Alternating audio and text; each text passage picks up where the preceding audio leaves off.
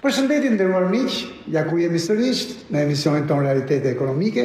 Kemi nderin të jemi të mikpritur në selin qendrore të Euroasia Group, drejtuesi të përgjithshëm të saj, zotit Ilirian Koxhoni. Zoti Koxhoni, faleminderit që na mikpritur. Gjithmonë të mirëpritur, zoti Koxhoni. Kemi menduar të kemi një temë të bisedës me zotin Koxhoni, rëndësinë e shtimit të ndjeshëm të importit të makinave elektrike kineze në Shqipëri, çfarë do të thotë kjo për ekonominë tonë. Pyetja e parë, zoti Koxhoni, pse importi i automjeteve elektrike kineze në Shqipëri është rritur ndjeshëm gjatë viteve të fundit, sidomos 2 vitet të fundit 2024-2025? Kjo pyetje e ka përgjigjen si vijon. Së pari, rritja e ndjeshme e numrit të automjeteve elektrike në Shqipëri për 2 vitet 24-25 ka shumë arsye, po unë do të përmendem disa më poshtë. Së pari, janë stimulit fiskal të qeverisë. Qeveria ka hequr tarifat fillestare të regjistrimit, ka ulur ndjeshëm detyrimet doganore dhe taksat për importin e automjeteve elektrike, me qëllim uljen e emetimeve. Pra ky është një nga faktorët. Faktori i dytë janë çmimet e larta të naftës, të cilat në mënyrë të natyrshme e kanë shtyrë konsumatorët drejt alternativa elektrike. Së treti, ritmet e shpejta të inovacionit kanë bërë që automjetet elektrike kineze të bëhen më të konkurrueshme për sa i përket çmimit të blerjes. Së katërti, rritja e madhe e turizmit në Shqipëri, që do të thënë turizmi është një nga sektorët tanë më të rëndësishëm, është shoqëruar natyrshëm, pra rritja e sektorit vetë është shoqëruar natyrshëm dhe me një rritje të kërkesave që kanë kompanitë turistike apo kompanitë taksive, të cilat kërkojnë automjete të reja dhe më efikase në drejtim të kursimit, në drejtim të shpenzimeve, të cilat, me thënë për hir të vërtetës, në raport me makinat me djegës brendshme janë disa fish përfituese, kështu që detyrimisht është e natyrshme të rendin mbas makinave më efikase. Dhe se unë do të thosha që nuk është më pak e rëndësishme, por në Shqipëri po vjet re edhe trendi i ndërgjegjësimit për mbrojtjen e mjedisit. Pra, po bëhen më të ndërgjegjshëm si individ ashtu edhe subjekte ekonomike vetvete, kudo që janë, po tregojnë një nivel ndërgjegjësimi më të madh ndaj mjedisit. Në gjykimin tuaj, cilët faktorë ekonomik dhe teknologjik e kanë bërë Kinën lider global në prodhimin dhe eksportin e automjeteve elektrike? E drejtë. Së pari, përpara se sa ne të themi disa nga faktorët ekonomik dhe teknologjik që kanë bërë Kinën pararoj në nivel global, duhet të themi disa gjëra për ekonominë kineze. Ekonomia kineze prej dekadësh të tëra është zhvilluar mbi planet e saj 5 vjeçare, të cilat janë të orientuara më së miri drejt progresit në përgjithësi. Dhe këto plane e 5 vjeçare, të cilat janë mbështetur kryesisht ke politikat e brendshme të jashtme të shtetit kinez, kanë qenë teje të organizuar duke marrë gjithmonë parasysh zhvillimin e Kinës, por ata nuk e shikojnë veten dhe se kanë parë veten asnjëherë të shkëputur nga rendi global, nga zhvillimi ekonomik botror. Dhe mund të themi që ekonomia kineze ka qenë një nga shtyllat, një nga faktorët kryesorë të ekonomisë botrore. Të gjithemi tani tek ajo pyetje që cilët janë nga faktorët që kanë bërë. Në fillim të këtij shekulli, sepse e fillova me planet e zhvillimit, në fillim të shekullit Kina boi në zbatim vizionin e saj për të orientuar të ardhmen e saj drejt automjeteve me energji të re dhe ashtu edhe fokusi ishte të burimet e rinovueshme të energjisë, të cilat janë të lidhura me njëra tjetrën. Si rezultat u krijuan qendra të tëra teknologjike rreth këtyre sektorëve dhe u investuan në infrastrukturën nevojshme për zhvillimin e tyre. Këta ishin faktorë kryesor fillestar dhe kjo ka qenë fillim të shekullit. Sot pozicioni parorë i Kinës në nivel global është forcuar edhe më shumë nga faktorë që rrjedhin nga ky vizion afatgjatë si një nga ekonomitë e shkallës që sjell konkurrueshmëri të jashtëzakonshme në çmime. Për shembull, 2/3 e automjeteve elektrike në Kinë kushtojnë më pak për vlerësin se sa autometet ekuivalente, për cilat janë me benzinë dhe me naftë. Ky është një fakt. Propërsia teknologjike nuk kupton se prodhuesit kinezë janë të integruar vertikalisht në raport me homologët e tyre perëndimor. Në rreth 75% të gjithë komponentët makinës, ata jo vetëm që e prodhojnë brenda makinës, por shpesh edhe brenda një brendi ose një kompanie. Pra, dhe kjo është për të siguruar sistemin zinxhir të pjesëve, në mënyrë që në rastin e ndërprerje globale të mos impaktohen nga problemet e jashtme. Kështu që kjo është në një mënyrë ose tjetër ne i themi të kontrollojë gjithmonë atë investim të madh dhe bazë për këtë. Ritmi i shpejtë i inovacionit në këtë sektor në Kinë mundson përmirësimin e vazhdueshëm të performancës dhe funksionet të automjeteve, si dhe cikle më të shpejta zhvillimi. Prodhuesve kinezë u duan mesatarisht 18 muaj për të sjellë një model të ri makine nga konceptimi deri në prodhimin, në fabrikimin e saj, që është rreth 2 herë më shpejt se sa prodhuesit tradicional të perëndimor të makinave. Ju përmendët pak zoti Goxhoni edhe në përgjigjen e pyetjes së parë, por le të thellohemi si ka ndikuar ulja e ndjeshme e çmimeve të automjeteve elektrike kineze në rritjen e interesit të konsumatorëve shqiptar. Ndikimi patos është i jashtëzakonshëm. Në vitin 2022, automjetet elektrike përbënin vetëm 7.2% të regjistrimeve të reja në Shqipëri, si automjete. Kjo shifër u rrit në 25.2 në vitin pasardhëm, në vitin 2023, dhe 28.2 në vitin 2024, arriti rreth 37.5 në 2025. Pra ka pas një rritje graduale, por edhe me ritme të dukshme të kësaj rritje që ka një, do me thënë, në fund fare ka një interes të tregut drejt këtyre lloj makina. Ky vrull vazhdoi deri në vitin 2026 dhe ne jemi tashmë dhe ka një kërkesë të jashtëzakonshme nga tregu për këto makina, për arsyet që ne i përmendëm më sipër. Në gjykimin tuaj, çfarë përfitimesh ekonomike mund të sjellë për Shqipërinë, për ekonominë tonë, shtimi i përdorimit të automjeteve elektrike, sidomos atyre kinez? Drejt.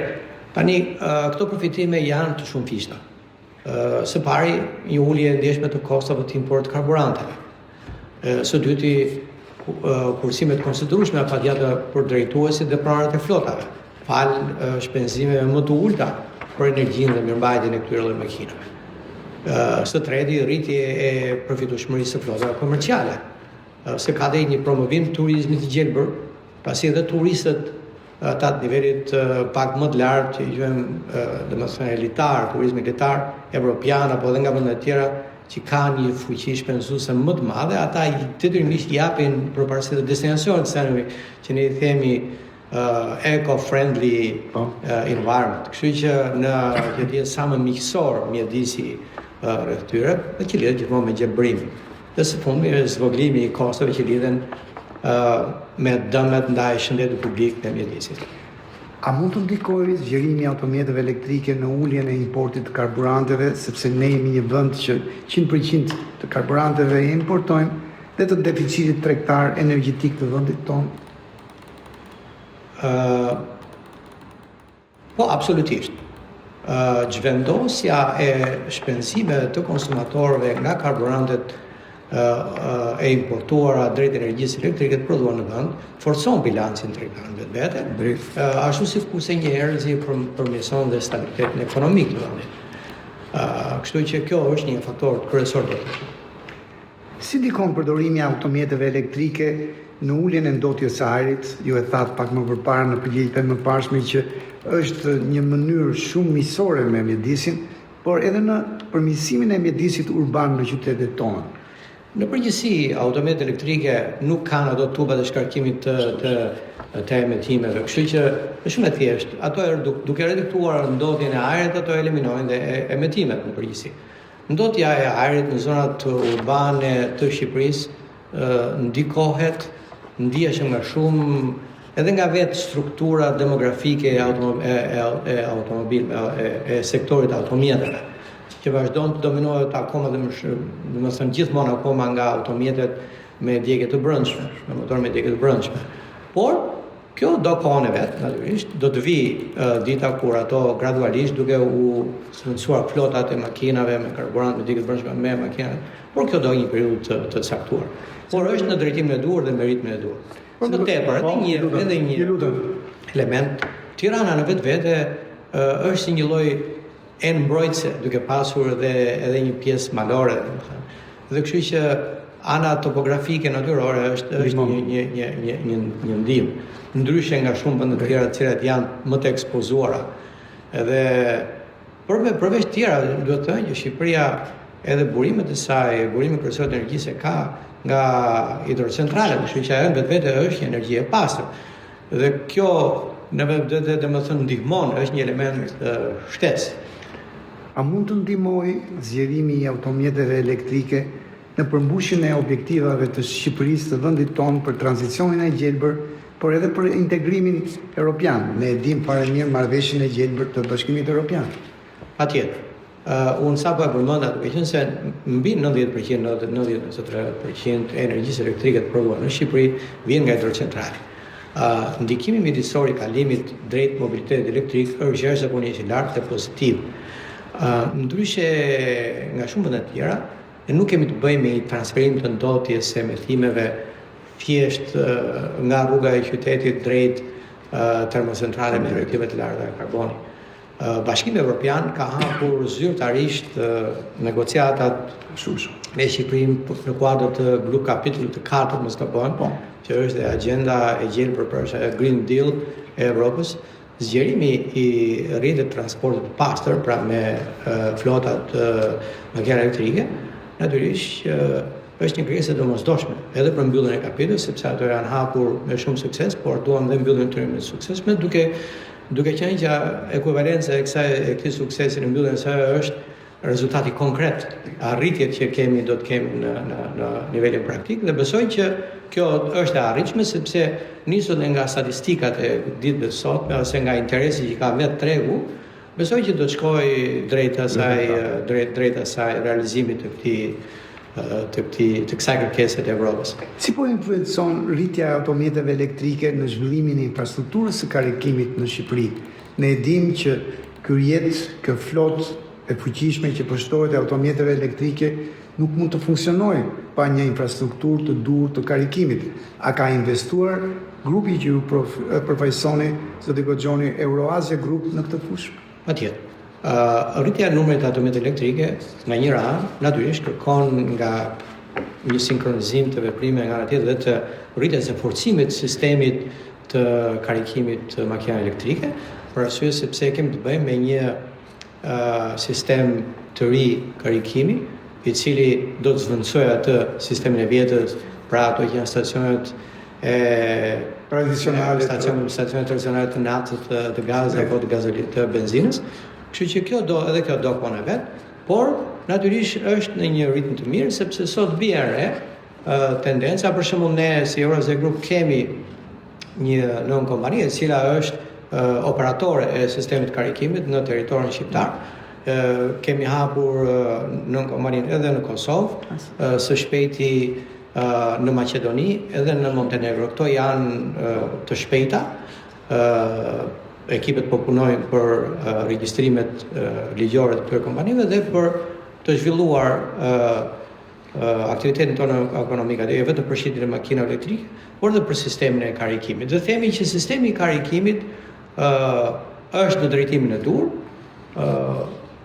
natyrisht që duhet të shkohet në një integrim të plot të sistemit të karikimit elektrik që kur ne përdorim energjinë që vjen nga rrjeti, por është momenti për ta integruar atë dhe me energjinë diellore, dhe këto kërkojnë energjia diellore duhet parë gjithmonë me bateritë akumuluese e lidhur, parasysh sepse ky është një sistem i pavarur dhe sistemi i pavarur i në kombinim me sistemin të rrjetit, natyrisht që ato do të vinë gjithmonë në një kosto shumë të favorshme për tregun, për individët, për pasagerët zakonshëm, për kompanitë, për gjitha. Dhe kjo them që është në rrugën e duhur.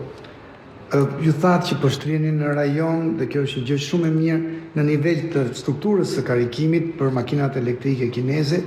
Në gjykimin tuaj, apo krijohen mundësi të reja biznesi dhe investimesh në këtë sektor, pra të stacionet karikimit, serviseve dhe teknologjive të gjelbra në të nësi? Shembulli më i dukshëm është ai operatorëve të pikat karikimit. Natyrisht ne jemi sot, si kemi këtë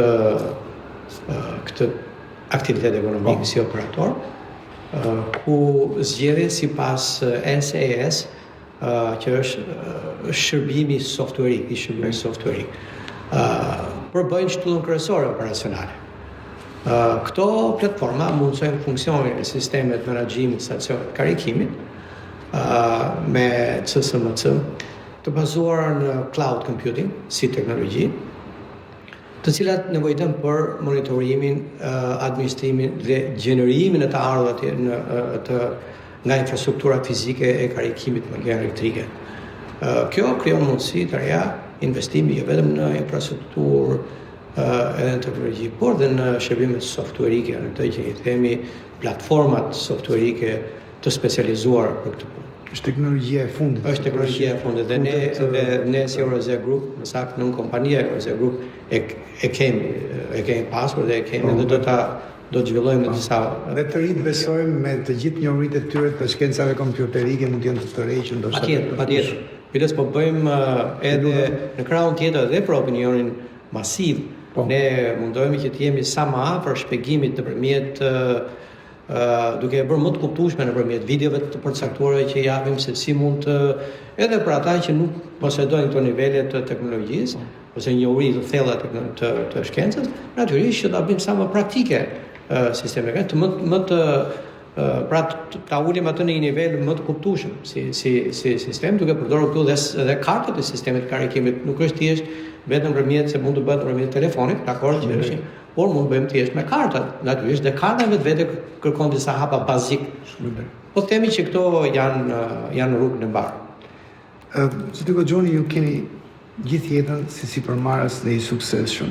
Në gjykimin tuaj, si mund të ndikojë zgjerimi i automjeteve elektrike në uljen e kostove të transportit për familjet tona, familjet shqiptare, por edhe për bizneset shqiptare?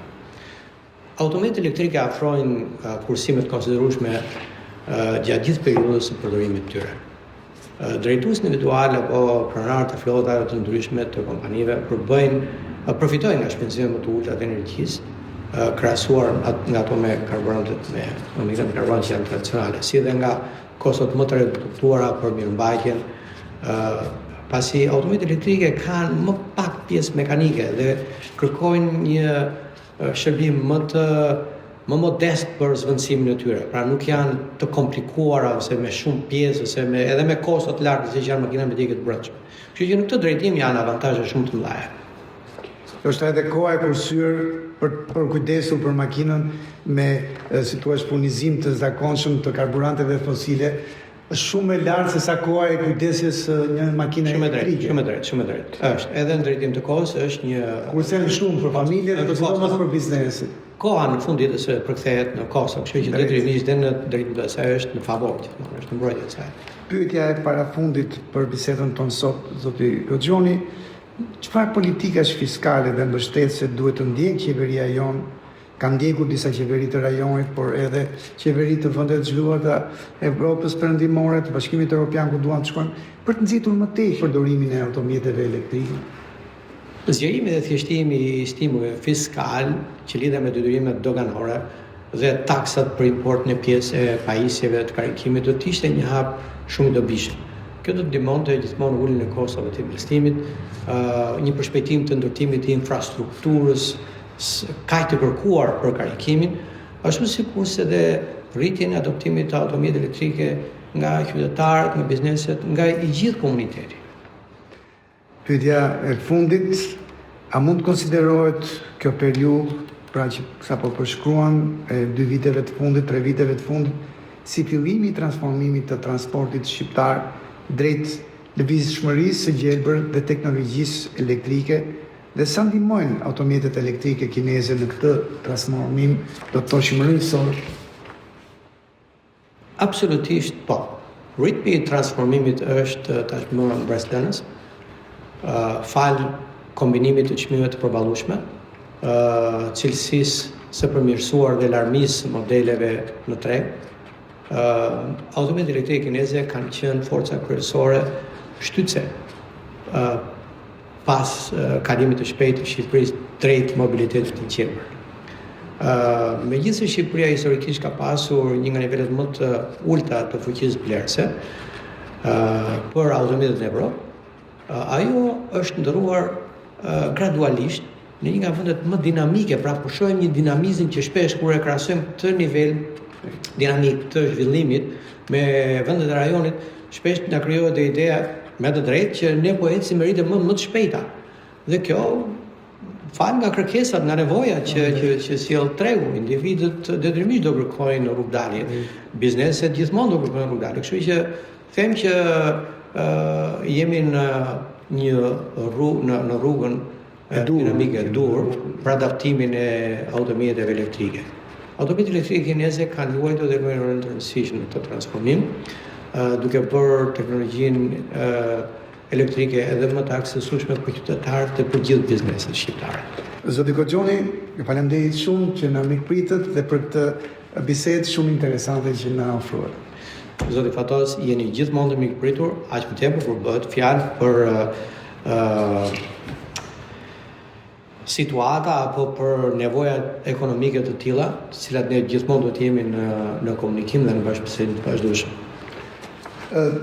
Të nderuar miq, ju falenderoj që na ndoqët dhe mirupafshim në emisionet e ardhshme.